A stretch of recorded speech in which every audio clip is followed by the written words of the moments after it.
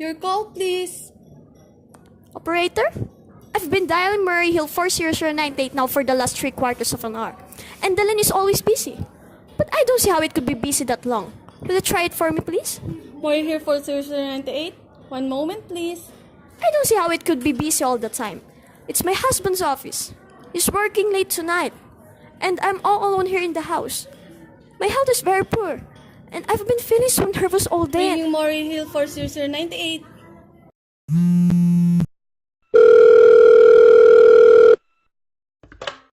Hello? Hello? Hello? Hello? Hello, George. Yes, sir. Hello? Who's this? What number am I calling, please? We have heard from our client. He says the coast is clear for tonight. Yes, sir. Where are you now? In a phone booth. Okay, you know the address? At 11 o'clock, the private patrolman goes around to the bar on 2nd Avenue for a beer. Be sure that all the lights downstairs are out. There should be only one light visible from the street. At 11:15, a subway train crosses the bridge. It makes a noise in case her window is open and she should scream. Oh, hello? What number is this, please? Okay, I understand. Make it quick, as little blood as possible. Our client does not wish to make her suffer long. A knife, okay, sir? Yes, a knife will be okay. And remember, remove the rings and bracelets and the jewelry in the bureau drawer. Our client wishes it to look like simple robbery. Okay, I get. Oh! How awful! How unspeakably... Your call, please. Operator, I've just been cut off. I'm sorry, madam. What number were you calling? Why? It was supposed to be Murray Hill 40098, but it wasn't. Some words must have crossed. I was cut into a wrong number and I've just heard the most dreadful thing. A murder. And Operator, you'll simply have to retrace that call at once. I beg your pardon, madam. I don't quite. Oh, I knew it was the wrong number and I had no business listening. But these two men, they were cold-blooded fiends. Some poor innocent woman who was all alone in a house near a bridge. And we've got to stop them. What number were you calling, madam? It doesn't matter. This was a wrong number and you dialed it. And we've got to find out what it was immediately. But, madam... Oh, why are you so stupid? Look, it was obviously a case of some little slip of the finger. I told you to try Murray Hill 40098 for me. You dialed it, but your finger must have slipped, and I was connected with some other number. I could hear them, but they couldn't hear me. Now, I simply fail to see why you couldn't make the same mistake again, on purpose. Why you couldn't try to dial Murray Hill 40098 in the same careless sort of Murray way. Hill 40098. I will try to get it for you, madam. Thank you.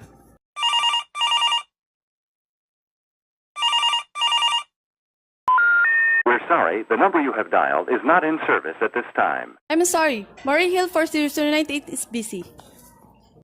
Operator. Operator! Yes, madam. You didn't try to get that wrong number at all. I asked explicitly. And all you did was dial correctly. I'm sorry. What number were you calling? Can't you, for once, forget what number was calling and do something specific? Now, I want to trace that call. It's my civic duty. It's your civic duty to trace that call and to apprehend those dangerous killers. And if you won't... I will connect you with the chief operator. Please! This is the chief operator. Chief operator, I want you to trace a call. A telephone call. Immediately. I don't know where it came from or who was making it, but it's absolutely necessary that it be tracked down. Because it was about a murder. Yes, a terrible cold-blooded murder of a poor innocent woman. Tonight, at 11:15. I see. Can you trace it for me? Can you track down those men? It depends, madam. Depends on what? It depends on whether the call is still going on. If it's a live call, We can trace it on the equipment. If it's been disconnected, we can't. Disconnected? If the parties stop talking to each other, Oh, but of course they must have stopped talking to each other by now. That was at least 5 minutes ago. And they didn't sound like the type who would make a long call. well, I can try tracing it. Now, what is your name, madam? Mrs. Stevenson. Mrs. Albert Stevenson. But listen. And your telephone number? Uh, Plaza 42295. But if you go on wasting all this time. And what is your reason for wanting this call traced? My reason? Well, for heaven's sake, isn't it obvious? I overheard two men. They are killers. They're planning to murder this woman. It's a matter for the police. Have you told the police? No. How could I? You're making this check into private call purely as a private individual. Yes, but meanwhile, Well, Mrs. Stevenson, I seriously doubt whether we could make this check for you at this time, just on your say-so. As a private individual, we'd have to have something more official. oh, for heaven's sake! You mean to tell me I can't report a murder without getting tied up in all this red tape? Why? It's perfectly idiotic. All right, then I will call the police. Ridiculous!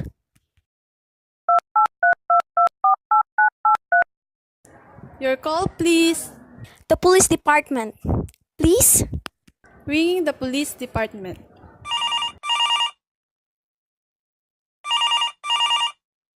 Police Department, Precinct 43. Duffy speaking.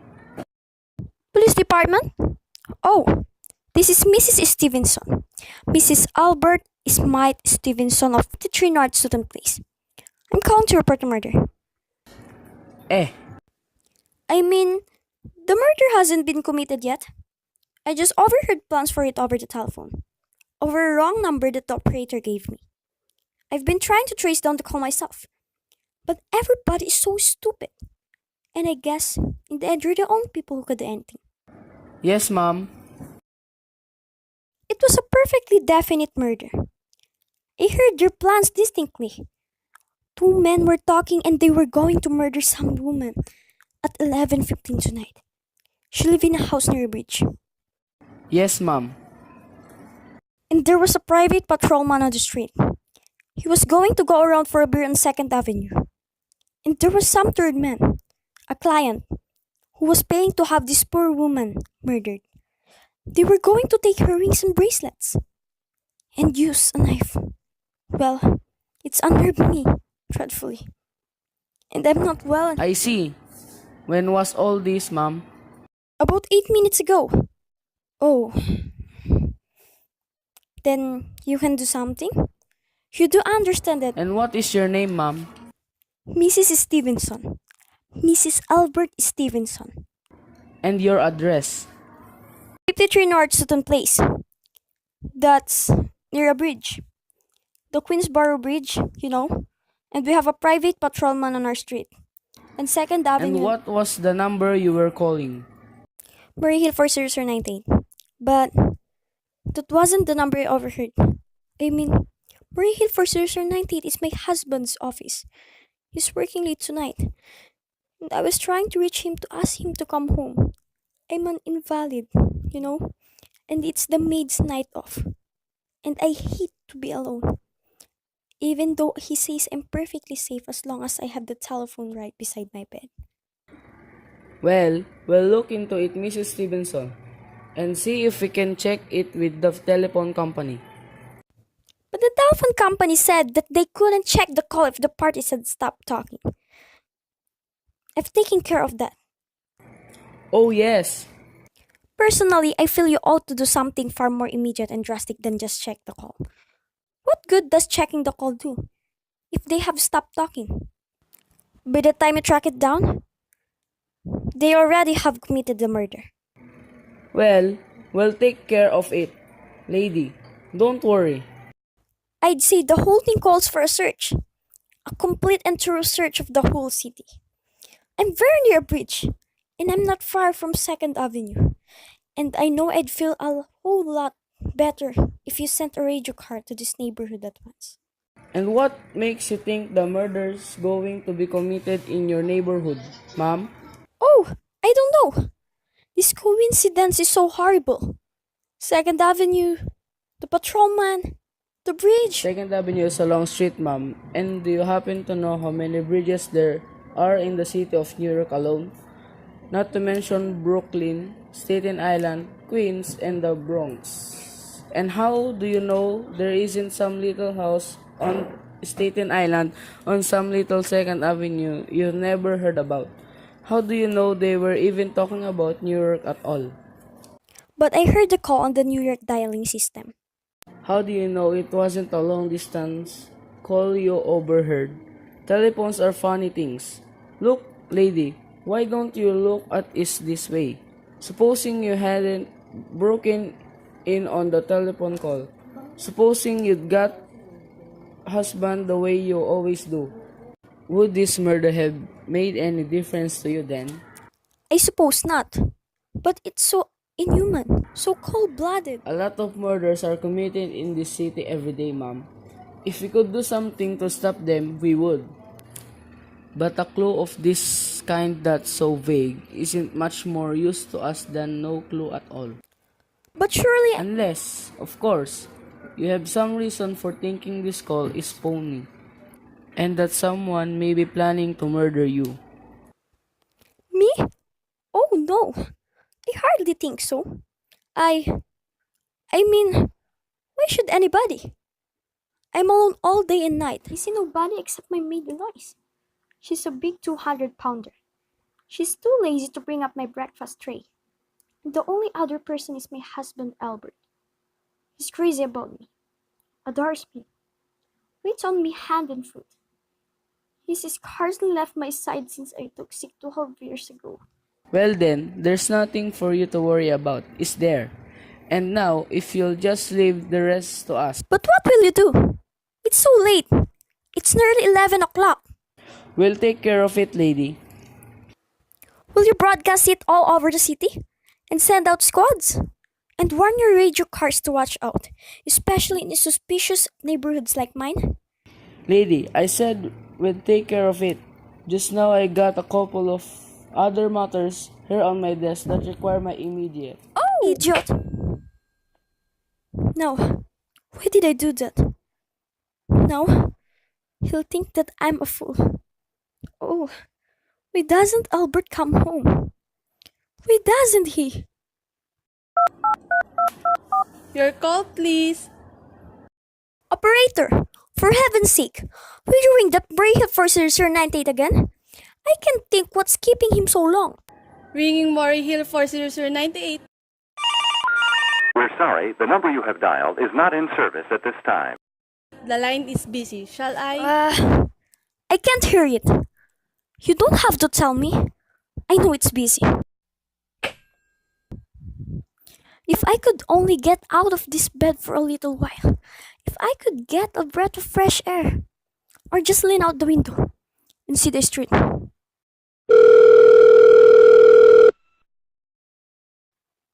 Hello? Albert. Hello? Hello? Hello? Oh! What's the matter with this phone? Hello? Hello?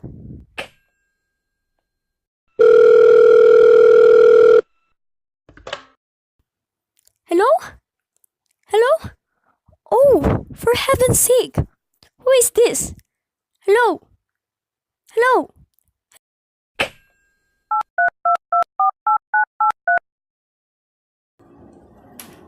Your call, please. Hello, operator. I don't know what's the matter with this telephone tonight, but it's positively driving me crazy. I've never seen such inefficient, miserable service. Now, look, I'm an invalid, and I'm very nervous.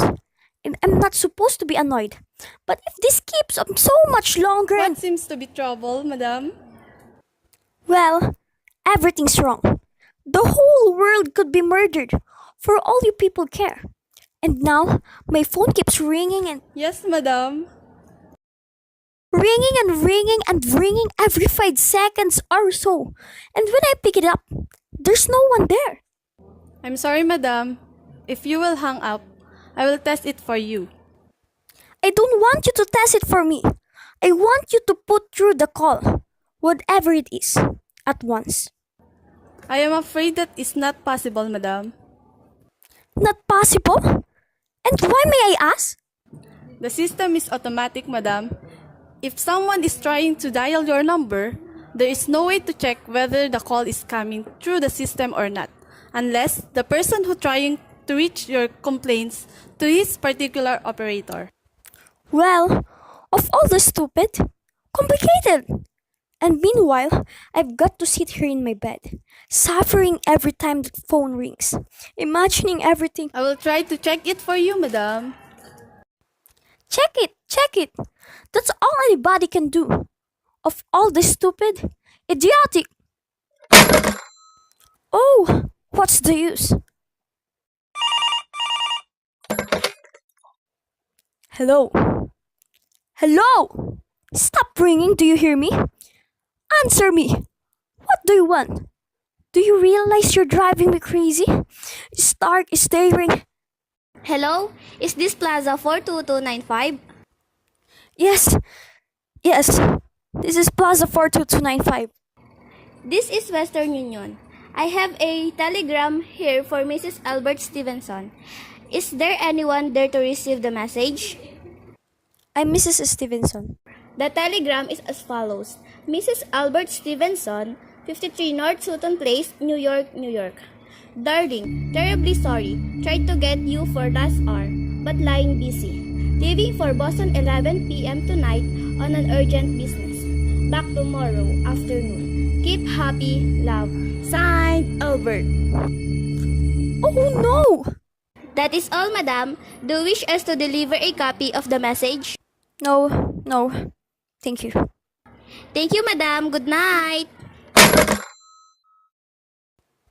Good night. No, no. It isn't true. He couldn't do it. Not when he knows I'll be all alone. It's some trick. Some fiendish. Your call, please. Operator, try that Murray Hill for 0098 number for me. Just once more. Please. Ringing more here for 0098.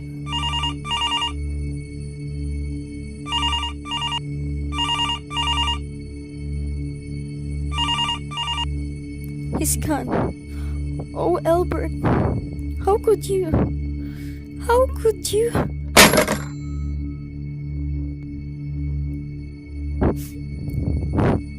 But I can't be alone tonight. I can't. If I'm alone one more second, I don't care what he says. Or what the expense is. I'm a sick woman. I'm entitled. This is information. I want the telephone number of Henchley Hospital. Henchley Hospital. Do you have the address, madam? No. It's somewhere in the 70s, though. It's a very small, private, and exclusive hospital where I had my appendix out 2 years ago. Henchley. H-E-N-C-H. One moment, please. Please hurry. And please, what is the time? Do not know, madam. You may find out the time by dialing region 71212. Oh, for heaven's sake! Couldn't The you? number of Henchley Hospital is Butterfield 70105, madam. Butterfield 70105.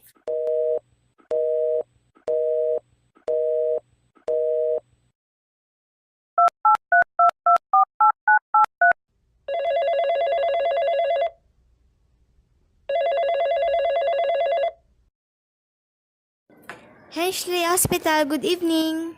Nurses Registry. Who was it you wish to speak to, please? I want the nurses registry at once.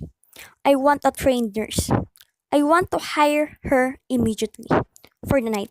I see. And what is the nature of the case, madam? Nerves. I'm very nervous. I need soothing and companionship. My husband is away. And Have you I'm been recommended to us by any doctor in particular, madam? No, but I really don't see why all this catechizing is necessary. I want a trained nurse. I was a patient in your hospital 2 years ago.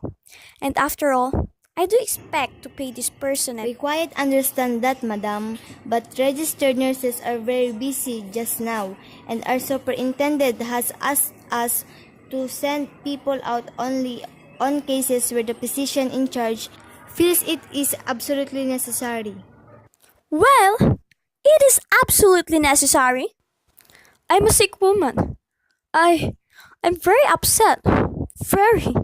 I'm alone in this house and I'm invalid, and tonight I overheard a telephone conversation that upset me dreadfully. About a murder. A poor woman who was going to be murdered at 11:15 tonight. In fact, if someone doesn't come at once, I'm afraid I'll go out of my mind. I see. Well, I'll speak to Miss Phillips as soon as she comes in. And what is your name, madam? Mrs. Stevenson. And when do you expect her in?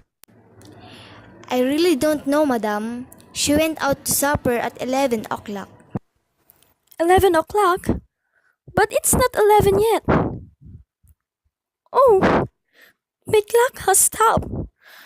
I thought it was running down. What time is it? Just 40 minutes past 11. What's that? What was what, madam? That clicked just now. In my own telephone.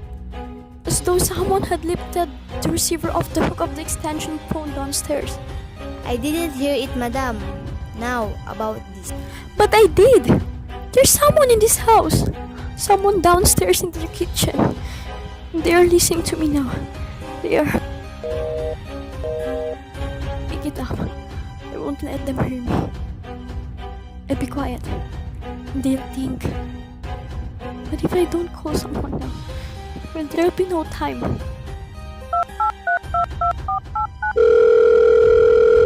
Your call, please. Operator, I'm in desperate trouble. I cannot hear you, madam. Please speak louder. I don't dare. There's someone listening. Can you hear me now? Your call, please. What number are you calling, madam? You've got to hear me. Oh, please. You've got to help me. There is someone in this house. Someone who's going to murder me. You've got to get in touch with them. Oh, there it is. Just put it down. Just put down the extension. It's coming. It's coming up the stairs. Give me the police department. The police! Ringing the police department.